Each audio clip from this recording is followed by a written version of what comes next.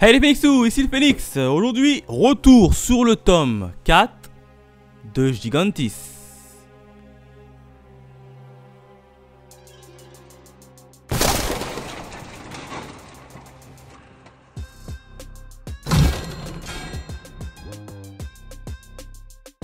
Comme d'habitude, on s'attaque directement à la partie jaquette et au bonus. Alors au niveau de la jaquette, on a qui? On a tout simplement le docteur Samura, le docteur Rin Samura avec son petit pistolet déclencheur de transformation. L'image elle est franchement cool, hein. J'adore la jaquette. Bon, quatrième de couverture, il n'y a pas grand chose, il y a juste le petit résumé des familles avec une petite page du manga. Et en termes de bonus, c'est tout, hein. Il n'y a pas de page couleur, il n'y a pas de mini résumé, il n'y a pas de présentation de personnages. Donc un peu pauvre de ce côté là. Donc voilà ce que je pouvais dire sur la jaquette et sur les bonus. Maintenant on s'attaque directement à la partie review. Allez, qu'est-ce qui s'est passé au niveau du tome 4 de Gigantis? Eh bien 4 événements. Le premier événement, j'ai envie de l'intituler préparatif, hein. Et oui, ça y est, c'est officiel, hein. Le Japon et les États-Unis se sont mis d'accord et vont envoyer des troupes sur l'île Tsushima. Pourquoi? Eh bien tout simplement pour 1. Récupérer les rescapés. Et 2, c'est bien évidemment d'éliminer tous les IAS qui sont sur l'île. Et là, il va être composé 3 petites équipes, hein. Et notre équipe qu'on va suivre simplement, hein, c'est l'équipe du commandant Kusage. Et lui, il a pour objectif un peu de jouer un peu les rôles d'APA. Donc déjà, ils ont donné le rôle d'APA aux Japonais, tandis que les Américains, eux, ils vont un peu chasser les petites bêtes. Alors là, on va également voir qu'il y a un petit soldat, hein. Avant les préparatifs, c'était 5 jours avant le départ des soldats sur l'île Tsushima. Et ben on va voir un soldat qui va ramasser une espèce de mouche par terre. Et la mouche va tout simplement fusionner avec son corps. Donc le soldat en question va être contaminé. Et comme quand on sait que le virus se propage très rapidement, et ben il suffit qu'un soldat soit contaminé pour contaminer tous ses petits camarades. Donc là le soldat il a été contaminé. On le voit avec son visage en forme de tête de mouche. Et il rentre avec les autres soldats comme si de rien n'était. Alors là j'ai été un peu surpris que personne a remarqué son visage, hein, parce que son visage a complètement changé. Et non, il s'est incrusté tranquillement avec les autres soldats sans que personne ne s'en aperçoive. Donc là j'ai trouvé ça quand même un poil bizarre. Et ensuite on va également avoir Gen qui va également prendre part à la petite mission de reconquête, hein, la mission de reconquête de l'île Tsushima. Et lui il aura pour mission d'être un peu un atout, hein. En fait ça va être un petit joker. Si ça va se passer mal, et ben ils vont utiliser son fameux pouvoir. Donc voilà ce qui s'est passé dans le premier événement. Le deuxième événement, j'ai envie de l'intituler le débarquement. Et oui, hein, ça y est, c'est officiel, ils sont en marche, ils posent enfin le pied sur l'île Tsushima. Classique, ils font leur petit campement et puis il y a une équipe de reconnaissance, hein, qui va un peu inspecter les lieux. Dans un premier temps, ils vont un peu inspecter les baraques abandonnées, etc. Ça va, il n'y a pas de danger, pas d'IAS. Ils vont se retourner, ils vont voir une espèce de petit parc. Alors ils vont un peu faire une petite reconnaissance, hein, pour voir s'il n'y a pas des IAS. Et ben oui, ils vont tomber sur un IAS. Et le combat va débuter entre les soldats et la fameuse IAS. Et là, ils vont réussir quand même à buter l'IAS assez facilement d'ailleurs, hein, grâce au moyen d'une petite lance-croquette, hein, puisqu'on on a remarqué qu'en fait, vu que les IAS étaient assez résistants, et le seul moyen de pouvoir les tuer, c'était de les exploser en petits morceaux, mais vraiment petits morceaux, pour qu'ils n'aient pu se reconstituer. Donc là, ils ont décidé de faire le choix d'emmener avec eux des lance-roquettes. Ils ont lancé la roquette sur l'IAS qui a explosé en 1000 morceaux. Et du coup, elle est définitivement hors d'état de nuire. On va revenir sur le campement. Et oui, hein, vous vous en souvenez, le soldat qui s'était fait un peu contaminer à son insu. Et ben on va le retrouver sur le bateau. Figurez-vous qu'il va choper un rat, il va le bouffer et puis il va se transformer en rat. Pendant ce temps-là, ce petit soldat, lui, il fait sa petite vie, mais on peut voir à côté que les autres soldats n'ont pas encore été contaminés. Donc c'est assez bizarre également là, puisque c'est un virus qui nous a été présenté comme étant très contagieux.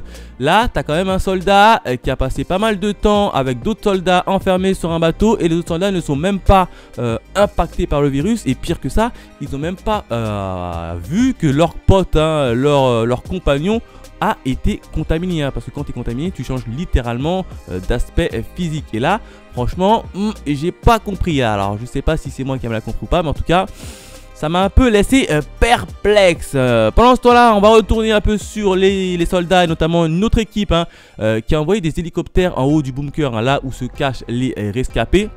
Les rescapés sont contents puisqu'ils entendent des hélicoptères. Ah oui, ils ont fallu quand même attendre 1 an pour que qu'ils entendent des hélicoptères, et donc ils sont assez contents. Ils se sont dit enfin les soldats vont venir nous récupérer. Et bien là, devinez quoi, il y a un hélicoptère qui se fait descendre, bam, et on ne sait pas par quoi il s'est fait descendre. On sait juste que l'hélicoptère s'est fait couper en deux et il explose et il tombe. Le deuxième hélicoptère, qu'est-ce qu'il voit? Eh ben il rentre à la base hein. Il s'est dit merde, il y a quelque chose qui nous a buté, donc il se casse et il se replie. Et là on voit qui? On voit le commandant Okita tranquille avec l'hélicoptère qui tombe et qui explose. Là tu te dis c'est peut-être le commandant Okita qui a fait ça hein, puisque vous vous en souvenez dans le tome précédent, on avait le commandant Okita qui a priori n'est pas forcément plus humain que ça, et il a déjà été contaminé et il commence à manger les cadavres, etc. Ça c'était dans le tome 2. Donc là on se pose pas mal de questions hein, et je me pose pas mal de questions. Et là est-ce que c'est lui qui aura décidé de faire exploser l'hélicoptère ou pas? La réponse dans l'événement suivant. Le troisième événement, j'ai envie de l'intituler le guet-apens. On va retrouver notamment la section et l'équipe numéro 3 commandée par le commandant Kusage. Et là, il va se mettre en route et ils vont tomber sur des espèces de traces assez bizarres sur la route, hein, des espèces de traces en forme de tunnel de taupe. Et puis devinez quoi, eh ben ils vont tomber sur une espèce de IAS qui est en forme de branche d'arbre, qui va sortir du sol et qui va les attaquer de toutes parts. Là les soldats ils vont essayer de se défendre, mais ils voient que le terrain ne joue pas en leur faveur. Du coup ils demandent qu'est-ce qu'ils font à l'état-major. L'état-major dit eh ben on change de plan, vous vous rendez directement au bunker pour aller sauver les rescapés qui commencent à sortir également eux de leur bunker, puisque leur bunker a été découvert par l'IASB en forme de branche hein, également, et du coup ils se font littéralement happer à l'intérieur, et du coup ils ont plus d'autre choix que de sortir. Du coup, tu as l'équipe de Kusage qui arrive devant le bunker et ils se font également attaquer. Ils arrivent, ils voient que c'est une scène de guerre. Tu as les IAS qui attaquent tout le monde. Et puis là, tu as le commandant Kusage qui voit son ancien commandant Okita en plein milieu. Il se dit mais c'est pas possible, le commandant Okita il était censé être mort parce que je l'ai vu de mes propres yeux se faire dévorer. Et là on va voir le commandant Okita, et ben il est toujours en vie. Il a réussi à s'en tirer alors qu'il a été contaminé. Donc là encore une fois assez bizarre hein. D'habitude quand tu te fais choper tu te fais contaminer, à moins d'être porteur du fameux gène. Là tu es littéralement sous l'emprise du virus. Et ben là, non, tu as le commandant Okita qui a réussi à garder son esprit. Donc lui aussi, a priori, aurait le fameux gène qui permet un peu de surpasser le virus. Donc ça, c'est assez intéressant. Et du coup, on ne sait toujours pas si le commandant Okita, il est méchant, gentil, puisqu'on le voit, il est en plein milieu des branches. Il regarde le commandant Kusage d'une manière très bizarre et après, direct, il s'enfuit. Donc à mon avis, il a quand même un petit truc à se reprocher. Et puis là tu as le commandant Kusage, il apprend que la sœur de Gen est toujours dans le bunker. Il décide de rentrer à l'intérieur pendant que ce temps-là, ces autres soldats essayent de protéger les civils. Enfin, le quatrième événement, j'ai envie de l'intituler les traites. Et oui, hein, puisqu'on va retourner autour du camp, hein, on va voir le camp tranquille. Et puis d'un coup, il va y avoir un arbre qui va tomber sur le camp. Là, tout le monde qui est sur le camp, ils vont se dire mais qu'est-ce qui se passe? Comment ça se fait que cet arbre est tombé sur nous? Et puis ils vont se retourner, ils vont voir une espèce de gigantis assez mastoc, assez géant qui prend carrément toute la montagne. Et puis là, tu as le docteur Rin Samura qui dit et j'en étais sûr, et oui, puisque au départ, dans les temps précédents, on s'était dit pourquoi est-ce qu'il y a quand même que 17 IAS sur l'île hein. On vous rappelle que c'était quand même un virus qui se propage très rapidement et il ne peut pas y avoir que 17 IAS sur toute l'île hein. Non, non, non, non. Et puis là, on va apprendre la vérité. C'est simplement que les IAS se sont fait absorber par l'IAS le plus fort. Et du coup, ça a donné le fameux IAS qui prend un peu toute la montagne et qui surgit un peu des sous-sols grâce à ces fameuses pattes en forme de branche. Donc là, on peut voir que c'est un peu l'IAS, le boss des IAS, hein, si vous voulez.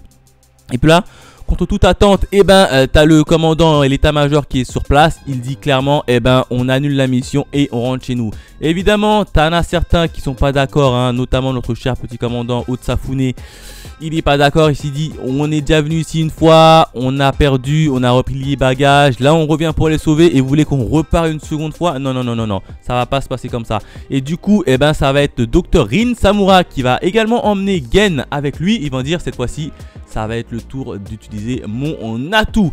Ils vont se mettre à l'écart, ils vont aller en direction où se trouve notamment le fameux gigantiste géant. Puis là, ils vont sur le chemin. Ils vont rencontrer notamment les rescapés des bunkers, hein, la section des soldats qui reviennent du bunker avec notamment quelques petits survivants. Et puis là, ils vont les sauver in extremis parce que le camion allait tomber complètement sur le côté, hein, dans le ravin à cause d'un IAS. Là, ils les sauvent in extremis. Et le docteur Samura décide un peu d'activer le pouvoir de Gen pour aller un peu abattre l'IAS géant. Alors, elle sort son flingue. Tranquille, hein, son fameux transformateur, elle le pointe sur Gen, hein, pour pouvoir activer sa transformation. Et là, contre toute attente, on voit l'arme et la main du docteur Rin Samura se faire littéralement tripler de balles. On se retourne, tout le monde se retourne et il voit que c'est qui a tiré sur elle. C'est tout simplement le fameux soldat. Et oui, le fameux soldat qui a été contaminé. Il a littéralement pulvérisé et détruit l'arme de Rin Samura de ses mains. Du coup, ça va empêcher Gen de se transformer en gigantiste géant. Et voilà comment se termine le manga.